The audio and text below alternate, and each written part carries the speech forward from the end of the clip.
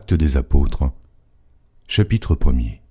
Théophile, j'ai parlé dans mon premier livre de tout ce que Jésus a commencé de faire et d'enseigner dès le commencement, jusqu'au jour où il fut enlevé au ciel, après avoir donné ses ordres par le Saint-Esprit aux apôtres qu'il avait choisis.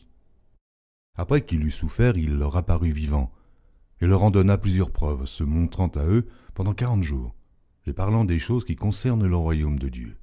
Comme il se trouvait avec eux, il leur recommanda de ne pas s'éloigner de Jérusalem, mais d'attendre ce que le Père avait promis. Ce que je vous ai annoncé, leur dit-il.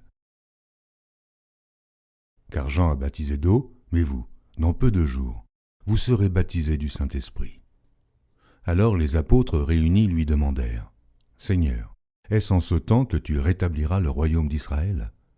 Il leur répondit, « Ce n'est pas à vous de connaître les temps ou les moments que le Père a fixés de sa propre autorité, mais vous recevrez une puissance, le Saint-Esprit survenant sur vous, et vous serez mes témoins à Jérusalem, dans toute la Judée, dans la Samarie, et jusqu'aux extrémités de la terre. » Après avoir dit cela, il fut élevé pendant qu'ils le regardaient, et une nuée le déroba à leurs yeux. Et comme ils avaient les regards fixés vers le ciel pendant qu'ils s'en allaient, voici, 2 hommes vêtus de blanc leur apparurent et dirent, « Hommes galiléens, pourquoi vous arrêtez-vous à regarder au ciel ? Ce Jésus qui a été enlevé au ciel du milieu de vous viendra de la même manière que vous l'avez vu allant au ciel. » Alors ils retournèrent à Jérusalem, de la montagne appelée des Oliviers, qui est près de Jérusalem, à la distance d'un chemin de Shabbat.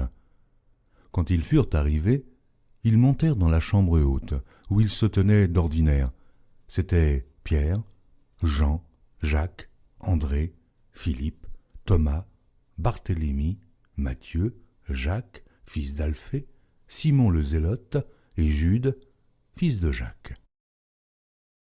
Tous d'un commun accord persévéraient dans la prière, avec les femmes et Marie, mère de Jésus, et avec les frères de Jésus.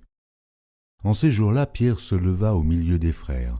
Le nombre des personnes réunies étant d'environ 120, et il dit, « Hommes frères, il fallait que s'accomplisse ce que le Saint-Esprit dans l'Écriture a annoncé d'avance par la bouche de David, au sujet de Judas, qui a été le guide de ceux qui ont saisi Jésus. Il était compté parmi nous, et il avait part au même ministère.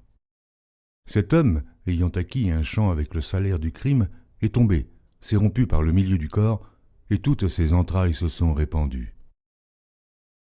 La chose a été si connue de tous les habitants de Jérusalem que ce champ a été appelé, dans leur langue, Akeldama, c'est-à-dire champ du sang. Or il est écrit dans le livre des psaumes que sa demeure devienne déserte, et que personne ne l'habite, et qu'un autre prenne sa charge. Il faut donc que parmi ceux qui nous ont accompagnés tout le temps que le Seigneur Jésus a vécu avec nous, depuis le baptême de Jean jusqu'au jour où il a été enlevé du milieu de nous, il y en ait un qui nous soit associé comme témoin de sa résurrection. Ils s'en présentèrent 2, Joseph appelé Barsabas, surnommé Justus, et Matthias.